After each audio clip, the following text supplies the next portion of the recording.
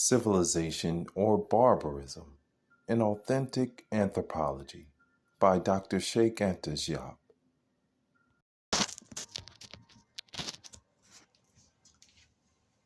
1. Prehistory. Race and history. Origin of humanity and racial differentiation.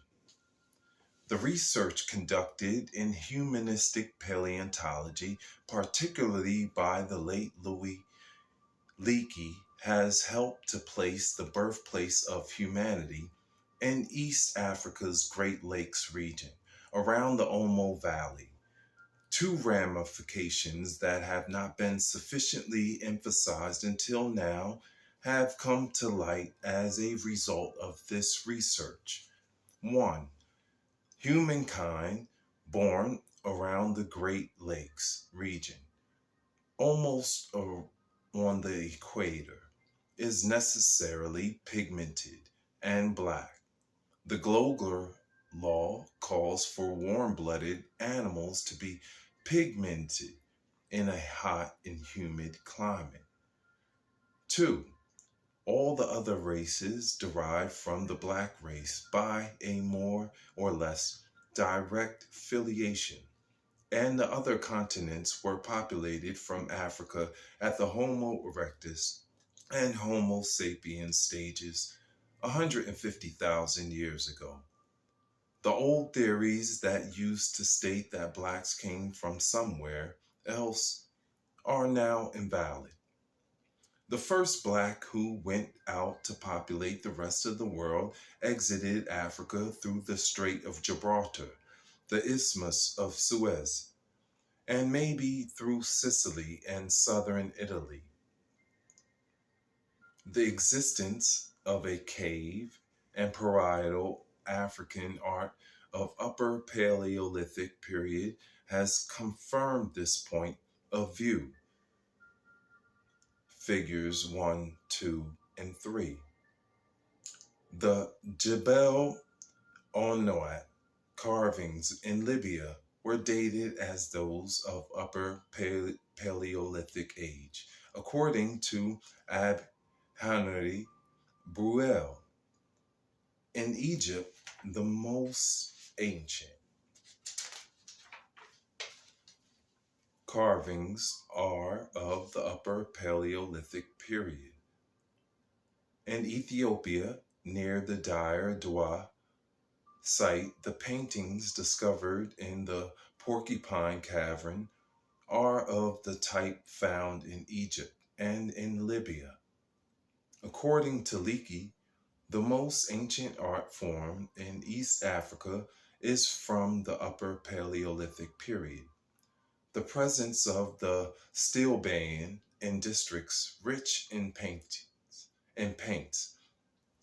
west shores of Lake Victoria, Ayasi, and central Tanganyika, attest to the antiquity. The archaeological layers containing colored palettes and other coloring materials descend to about 5 meters. In Swaziland, the men of the Upper Paleolithic age mined iron 30,000 years ago in order to extract the red ore. It is the most ancient mine in the world. It is the advent of absolute chronology, meaning the radioactive dating methods, particularly that of potassium argon, that allowed science to make great progress and thereby disparage and dogmatism that prevailed not long ago in this domain. In fact, the stratigraphical methods did not offer a clear-cut choice between the scholars' differing views. Thus, as pertaining to the main issue, it has been shown that the first inhabitant of Europe was a migrating black, the Grimaldi man. But a prominent authority, the late French scholar Raymond Vaufrey, had decreed that Africa was backward. From then on, to the eyes of the scholar, the prehistorical facts of Africa were made to appear more recent in order for them to explain prior antiquity of Europe. Obviously, neither Grimaldi man nor the Combe Capelle man, both being black, could have been indigenous to Europe. However, a chronological difficulty related to the limits of the stratigraphical methods would not allow these men originate from Africa.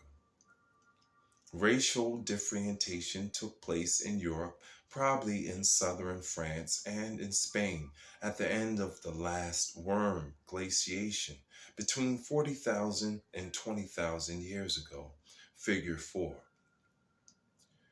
We understand now, because of the above cited facts, why the first inhabitant of Europe was the Grimaldi black man, who was responsible for the first lithical industry of the European Upper Paleolithic period, called Augnacian industry.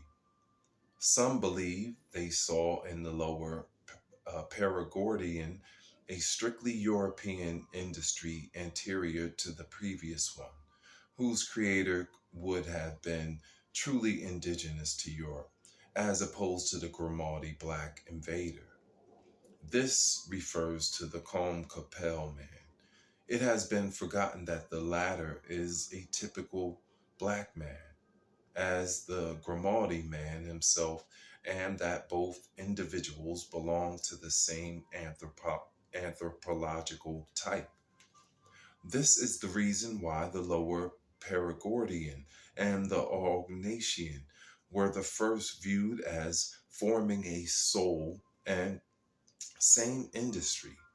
It is not possible to give here all the reasons that led to making of these later distinctions. We refer you to our article cited above and to the following discussion. The Grimaldi Negroids have left their numerous traces all over Europe and Asia, from the Iberian Peninsula to Lake Baikal in Siberia, passing through France, Austria, and Crimea, and the basin of Don, etc. In these last two regions, the late Soviet professor Mikhail Garamosov, a scholar of rare objectivity, identified the Negroid type from skulls found in the Middle Maastrichtian period. Marcelin Boll and Henry Victor Valloway insist on the fact that the localizing layers of the Grimaldians are always in direct contact with those of the Maastrichtian period, in which the last Neanderthal lived. In other words, there is no other variety of Homo sapiens that precedes the Grimaldi Negroid in Europe or in Asia. In one basis, one's judgment or morphology, the first white appeared only around 20,000 years ago, and the Cro-Magnon man. He is probably the result of a mutation from the Grimaldi Negroid due to an existence of 20,000 years in the excessively cold climate of Europe at the end of the last glaciation. The Basque who lived today in the Franco-Cantabrian region where the Cro-Magnon was born would be his descendants. In any case, there are many of them in the southern region of France. I'll leave off there at page 16 and we'll pick back up. I'm Uriel N. Thank you. Highest heart.